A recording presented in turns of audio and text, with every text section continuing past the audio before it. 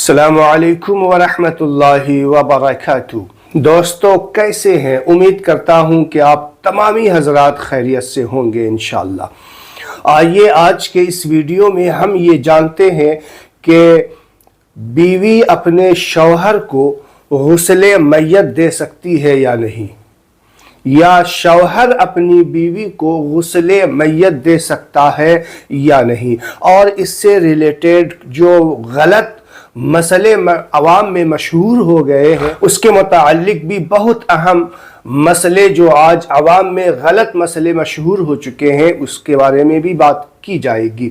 तो जो लोग वीडियो पे नए हैं हमारे चैनल को सब्सक्राइब करें, लाइक करें और शेयर ज़रूर किया करें। दोस्तों आइए जानते हैं, अगर किसी की बीवी का इंतकाल हो जाए तो क्या शौहर गुस्ले मैयत दे सकता है या बिला हाइल उसे जो है छू सकता है? अगर कोई कपड़ा वगैरह ना हो या कफन वगैरह नहीं है, बगैर हाइल, जैसे किसी की बीवी का इंतकाल हो जाता है और वो उसके माथे को बोसा दिया करता है, तो क्या ये जायज़ है?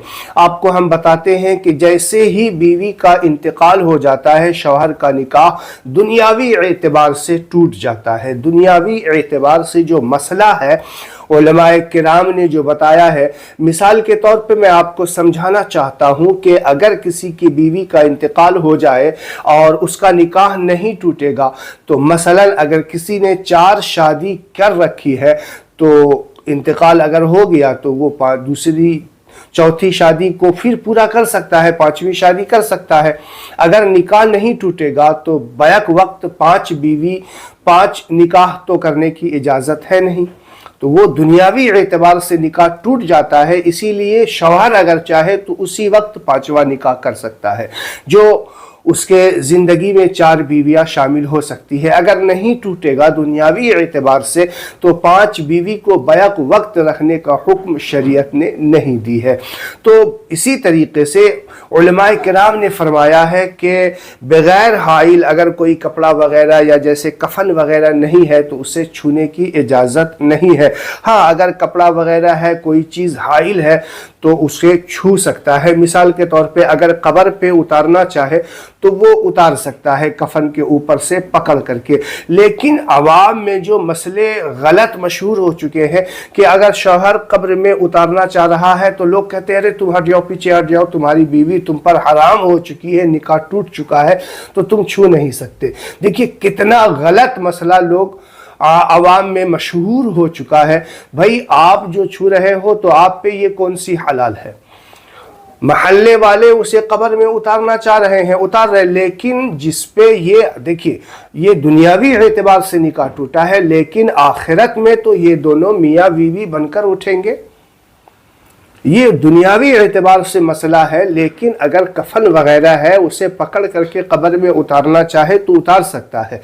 लोग जो उसे पीछे कर देते हैं और ख़ुद उसे पकड़कर उतारते हैं। हालांकि होना तो चाहिए कि जो महरम है वो उसे पकड़ के कब्र में उतारे, लेकिन महल्ले वाले उतार रहे हैं और बेचारे ये जो शौहर है इनका उसे पीछे हटा रहे हैं। तो ये गलत मसला अवाम में मशहूर हो चुका है, तो इसे जानना हमारे लिए बेहद ज़रूरी है। कोई कपड़ा वगैरह हाइल है, कब्र में उतारना चाहे कफन के ऊपर से तो उतार सकता है, इसके लिए आप पीछे उसे ना ही हटाएं।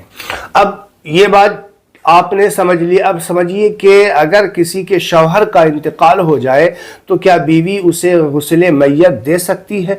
देखिए शौहर का इंतकाल हो जाने के बाद फौरन बीवी का निकाह नहीं टूटता, क्योंकि इद्दत के जो अय्याम है जब तक वो इद्दत के अय्याम नहीं गुजर जाते उनका निकाह नहीं टूटेगा।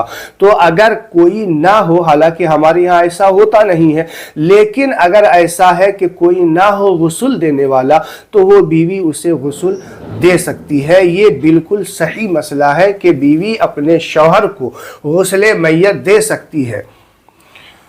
हालांकि हमारे यहाँ ये रिवाज नहीं है, लेकिन अगर ऐसा कभी हो जाए तो ये इजाज़त है कि बीवी अपने शौहर को जो है गुस्ले मैयत दे सकते हैं, क्योंकि उसका निकाह फ़ौरन नहीं टूटता। इद्दत के जो अय्याम है 4 महीना 10 दिन जो वो गुजारने के बाद जो है वो उसके बाद जो है उसका निकाह टूटता है, फिर वो बीवी चाहे तो दूसरे से निकाह कर सकती है। तो उम्मीद है मैं जो आपको बात समझाना चाह रहा था वो आप समझ गए होंगे। तो फिर भी कोई कंफ्यूजन है या आपके जहन में कोई सवाल हो तो आप कमेंट बॉक्स में कमेंट कर सकते हैं। इंशाल्लाह आपके सवाल का तसल्ली बख्श जवाब दिया जाएगा। अस्सलामु अलैकुम व रहमतुल्लाहि व बरकातहू।